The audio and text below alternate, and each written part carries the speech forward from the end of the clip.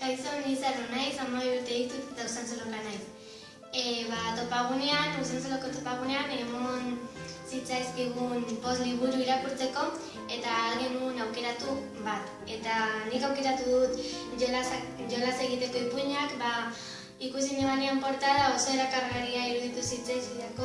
Eta, idazlea da Gina Rodari, marrazkilaria Gina Pej, itzultzailea Joan Ormazabal eta argitaletzea Elkar. Ere bai, liburuko marrazkiak oso politak iruditu zitzaizkidan. Eta, liburu honetatik historia ezberdinak irakurri ditut eta haietatik guztokena Rinaldoren abentura izan da, nire abenturak asko gustatzen zaizkida.